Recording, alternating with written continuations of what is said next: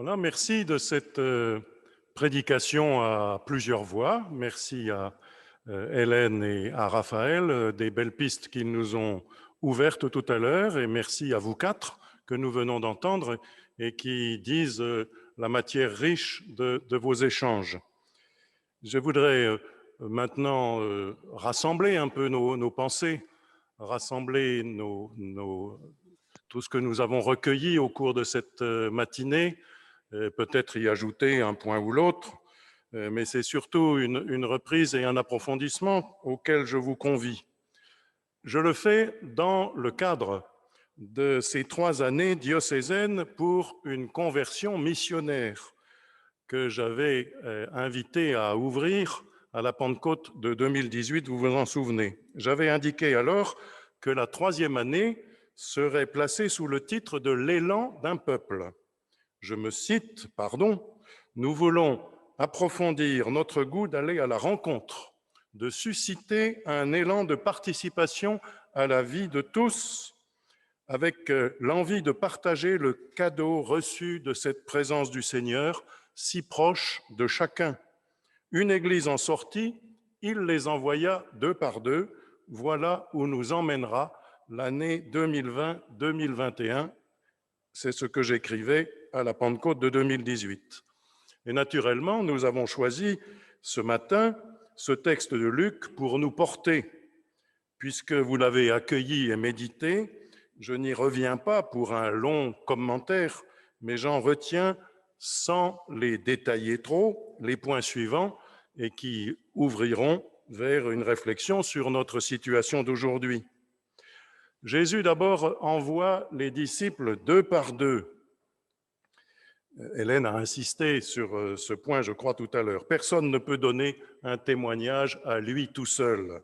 Certes, le témoignage est authentifié par un engagement personnel, d'une vie droite, mais la fraternité, l'accord mutuel et partagé est un signe de l'Évangile. Si j'insiste sur ce 2 par 2, ce n'est pas par manque de confiance en chacun d'entre nous séparément, c'est simplement parce que c'est ce que fait le Seigneur. Par ailleurs, ses serviteurs sont sans moyen de persuasion autre que leur fidélité au Seigneur, fragiles comme des agneaux au milieu des loups. Leur engagement peut comporter des dangers. Pas de bourse, pas de sac, pas de sandales. On pourrait dire pas de voiture, pas d'ordinateur, pas de salle paroissiale. On ne dit pas que c'est inutile. On dit que ce n'est pas ça qui garantit la réussite. Il s'agit principalement d'annoncer la paix, le don de Dieu pour tous, et de le montrer en faisant le bien. Il faudra donc affronter le refus, l'échec, sans s'inquiéter, sans le prendre pour soi. C'est une affaire entre les auditeurs et Dieu lui-même. C'est lui qui jugera. Il ne s'agit surtout pas de se dire, il s'agit surtout de se dire quel dommage pour eux de refuser ce message. Ils ne savent pas ce qu'ils perdent. Les disciples peuvent se tourner vers le Seigneur et l'implorer. Je pense à ce répons que l'on chante dans des couvents dominicains. Dominique en prière clamait vers le Seigneur. Aie pitié de ton peuple, que vont devenir les pécheurs? Assoiffé du salut des hommes, il prêchait sans relâche, mais la nuit, il criait vers Dieu. Aie pitié de ton peuple, que vont devenir les pécheurs? De ces crises inévitables, les disciples reviennent pourtant joyeux. Les démons nous sont soumis. Mais ce n'est pas parce qu'ils ont été des orateurs magnifiques, des vendeurs à succès, mais parce que, y compris dans les échecs que leur a annoncé le Seigneur, ils ont trouvé leur joie en Dieu qui les aime et les soutient. Alors Jésus peut rendre grâce à Dieu. Des petites gens et des petits signes. Voilà le règne de Dieu en marche et l'intimité du Père et du Fils révélée. Au 72, et à nous-mêmes, Jésus peut dire « Heureux les yeux qui voient ce que vous voyez ». Oui, ce que nous voyons, c'est l'œuvre de Dieu qui se réalise en Jésus. Alors évidemment, lorsque j'ai proposé ce chemin de 3 années à la Pentecôte de 2018, je ne savais pas ce qui allait nous arriver. La pandémie qui allait suspendre nos activités, nos projets, et peser d'un poids si fort sur l'économie mondiale, sur les relations internationales, sur la vie sociale et relationnelle de chacun de nous, sur l'emploi, surtout à venir, sur l'école et la vie étudiante, sur la vie culturelle et la vie cultuelle, sur le témoignage de la foi, sur la perception renouvelée et renforcée de la crise écologique. Dans l'Église, nous étions déjà bousculés par la diminution de nos assemblées, la chute du nombre des jeunes catéchisés et des participants à nos aumôneries scolaires et universitaires, la raréfaction des vocations sacerdotales et religieuses, la crise des abus. Les seuls chiffres en hausse, mais bien faiblement et pas compensateurs des baisses précédentes, ce sont ceux des adultes qui demandent les sacrements de l'initiation chrétienne et ceux des jeunes qui demandent la confirmation. Tout cela occasionne des doutes chez beaucoup d'entre nous. Les jeunes que nous rencontrons, le Père Héroard et moi-même, pour les confirmations, nous demandent souvent « Est-ce que vous ne doutez jamais ?» Certes, tout cela occasionne du stress, des fatigues, de la peine de voir tant d'efforts apparemment inutiles.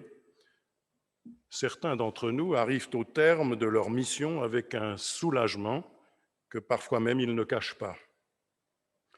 Mais vous vous souvenez, je pense, que tout au long de cette année, j'ai cherché à soutenir votre morale, non pas en vous disant « cela n'est rien, cela va passer », mais au contraire en vous disant « les 50 dernières années, le monde a cherché à évacuer les incertitudes de la vie.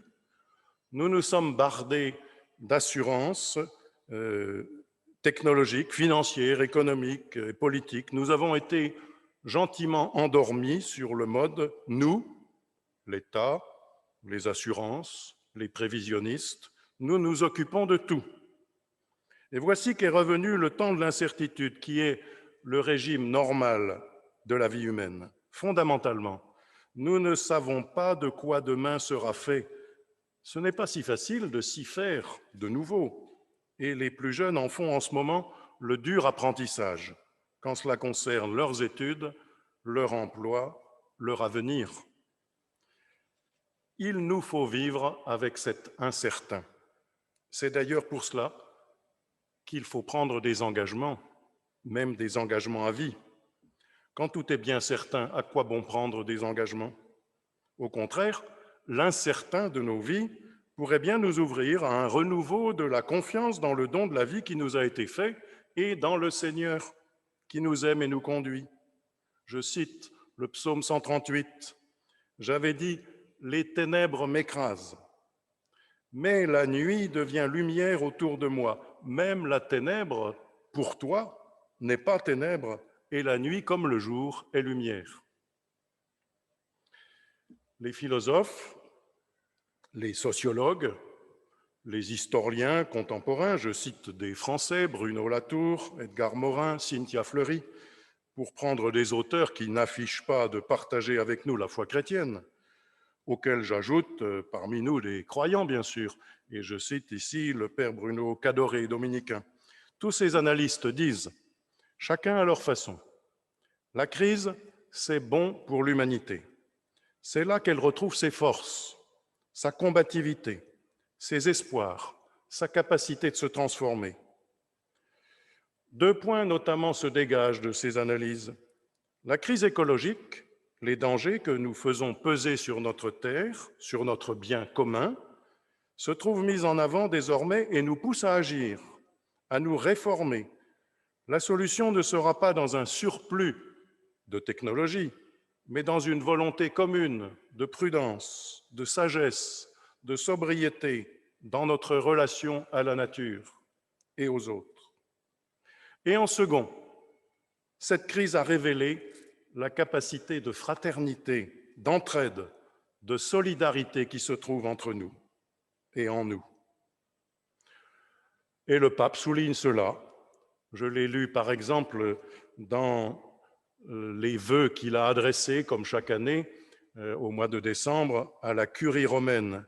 Il écrit, il dit, « La Providence a voulu que justement, en ces temps difficiles, je puisse écrire Fratelli Tutti, l'encyclique consacrée au thème de la fraternité et de l'amitié sociale. » Justement, le pape, dans Un temps pour changer, le livre qu'il vient de publier à la fin de l'année 2020, évoque 3 crises fortes, des tempêtes dans sa propre vie, qui lui ont permis de fortifier sa foi, son engagement et sa propre conversion au Seigneur.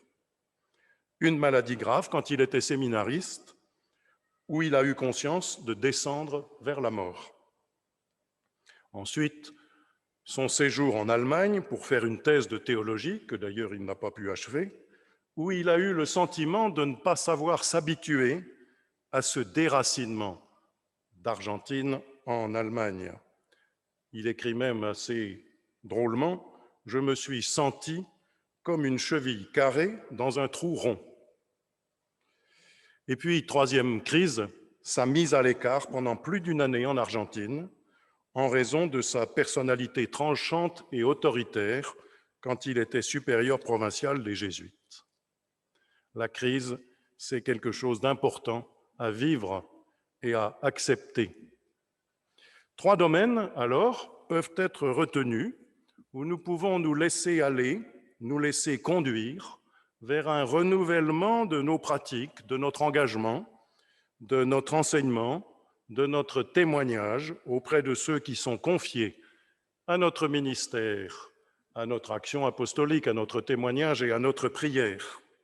Premièrement, nous percevons dans notre société une panique devant la mort. Je ne dis pas que nous ne devons pas soigner ni nous soigner. Et mon propos n'est pas fataliste et encore moins complotiste. Dans les générations passées, on voyait la mort venir. Je ne dis pas qu'on n'en avait pas peur, mais on la savait présente et on ne l'écartait pas de ses pensées. Quels que soient les succès des vaccins, que j'encourage à accepter au milieu de cette crise qui nous paralyse, cela ne fera pas disparaître la mort. Le tout est de réapprendre à la vivre, d'abord comme un moment qui appartient à la vie. Et pour nous, dans notre confiance au Seigneur, de la vivre, d'aider à la vivre, comme le moment de l'offrande sans retour. C'est aussi d'aider à percevoir la fragilité, non pas comme une faiblesse qu'il faut cacher, mais comme une réalité qui n'est pas le contraire de la vie ou l'absence de vie. Au contraire, une situation de la vie qui appelle l'attention, la fraternité, le respect. Bruno Cadoré, que j'ai cité tout à l'heure, explique que la santé et la promotion de la santé sont à penser en termes d'équilibre dynamique plutôt que de réparation à l'identique, que le retour à un état supposé de perfection est au mieux une fiction, au pire un leurre. Alors entendons cette parole de l'Évangile de tout à l'heure, « Paix à cette maison, le règne de Dieu s'est approché de vous ». Je ne dis pas que nous, chrétiens, ne vivons pas cela, mais que peut-être, dans notre société, cela peut être une bonne nouvelle et que notre société peut attendre des chrétiens qu'ils donnent ce témoignage paisible de leur foi. Non pas « je n'ai pas peur de la mort et je me moque des gestes barrières », mais en ayant des attitudes et des mots qui disent l'espérance d'un salut. Parler du salut n'est pas si simple. Croire que nous sommes réellement sauvés des grandes frayeurs de la vie, du péché qui coupe la relation de l'homme à son Créateur et Père, et finalement sauvés de la mort éternelle, voilà qui peut être un vrai programme de vie qui justifie le fait de s'engager pour la vie. La vérité de notre foi se trouve là. Si Christ n'est pas ressuscité, dit l'apôtre Paul aux Corinthiens, vaine est notre foi. Quand nous vivons ce qui nous arrive en ce moment, nous sommes invités autant à l'écoute, j'ai entendu cela tout à l'heure, autant à l'écoute attentive des souffrances, des découragements, des fatigues, des déprimes, invités à cela, autant qu'à une vraie volonté d'encourager la vie, de ne pas céder à la morosité, de ne pas se laisser aller à la spirale de la renonciation au projet. Il suffit bien que nous soyons contraints quelquefois à le faire sans en rajouter dans la peur et l'application mortifère du principe de précaution. Deuxième domaine, j'entends cette fois-ci rejoindre la phrase de l'Évangile, ni bourse, ni sac, ni sandales.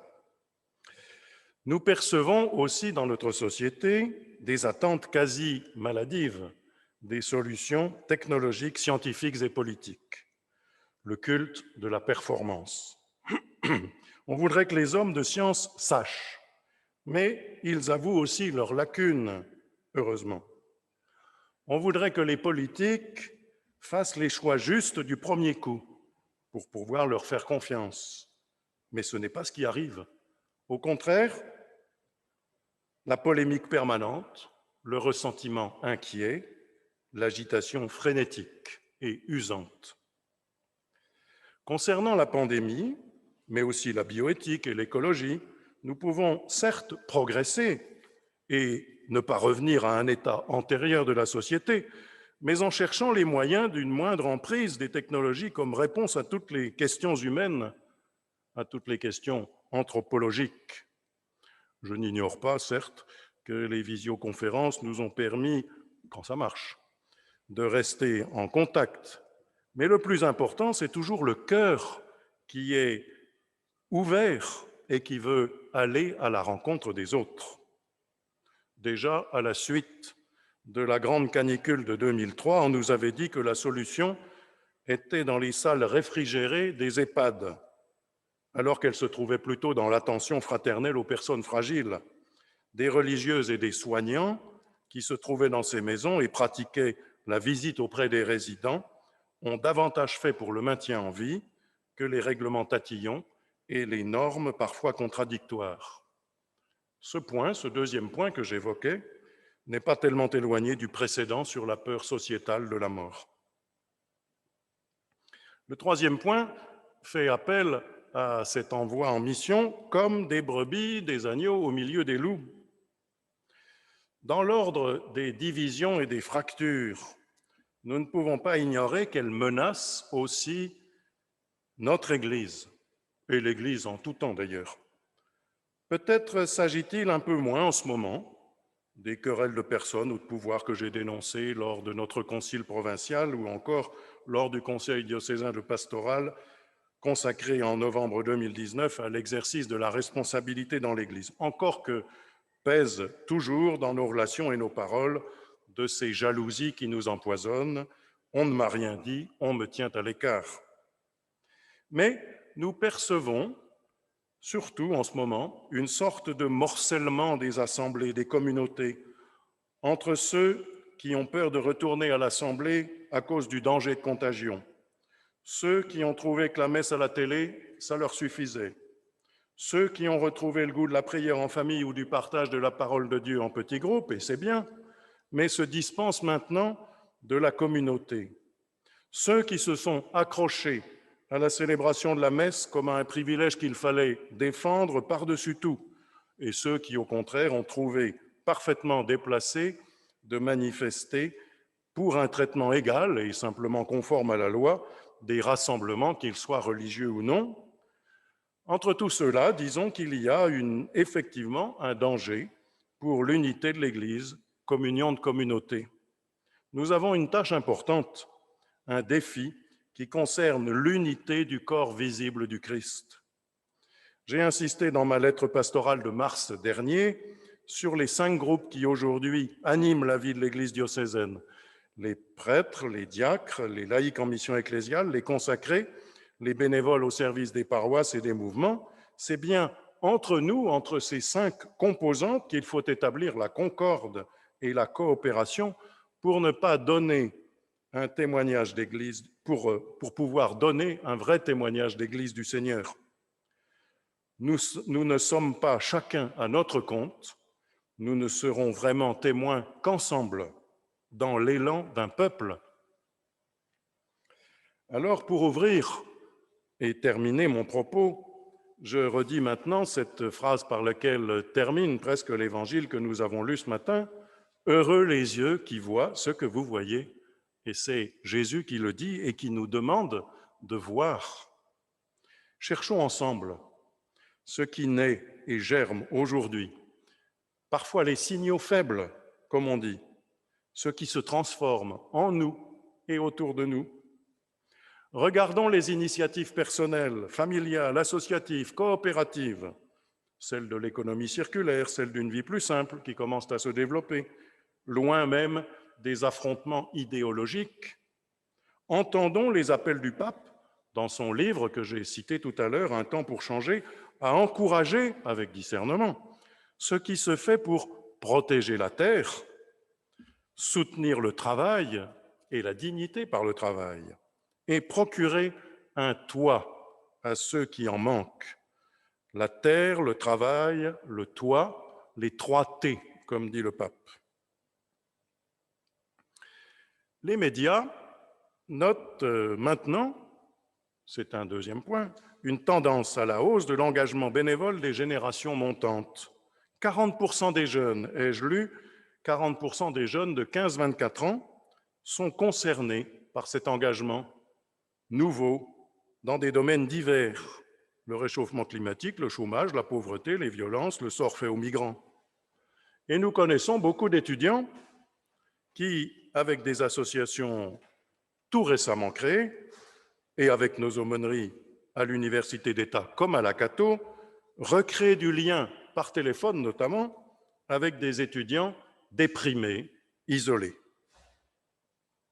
Troisième lieu, dans nos communautés chrétiennes, voyons les églises davantage ouvertes pour accueillir tous ceux qui désirent y passer, que ce soit pour le tourisme ou pour l'apaisement intérieur et pour la prière. Qu'en savons-nous? Et soutenons éventuellement cette initiative de l'ouverture des églises. Il existe une association Église ouverte qui compte aujourd'hui plus de 500 adhérents, plus de 500 églises et paroisses adhérentes. Regardons aussi le développement des pratiques de partage de la parole de Dieu et de la vie, y compris par Zoom, des moments de prière dans des maisons de personnes âgées ou ailleurs. Recherchons ensemble simplicité, ouverture de cœur, humilité, capacité de silence et de discrétion, de paroles bonnes, loin des polémiques inutiles et des propos malveillants. Ne renonçons pas aux projets qui nous portent vers demain et nous sortent de nous-mêmes. Ne nous laissons pas aller trop vite à la suppression des occasions de nous retrouver. N'ayons pas peur de la rencontre, n'ayons pas peur de l'incertitude qui laisse dans notre vie le goût de l'imprévu et de la rencontre. Penser à demain peut paraître difficile quelquefois, mais envisager l'avenir sans chercher à le figer dans un cadre connu d'avance, c'est lui donner le visage de l'autre qui mérite respect inconditionnel, selon le philosophe Emmanuel Lévinas. Et pour nous, croyants, le visage du Christ qui nous éclaire et nous permet de faire un pas après l'autre, de nous laisser transformer jour après jour jusqu'à la rencontre définitive. C'est le véritable témoignage qui est attendu de nous. J'en ai terminé, mais je vous invite à rester au cours de cette journée pour prendre du temps de méditation, d'oraison et de silence pour que cette journée soit une vraie récollection pour chacun d'entre nous Je vous remercie de votre attention.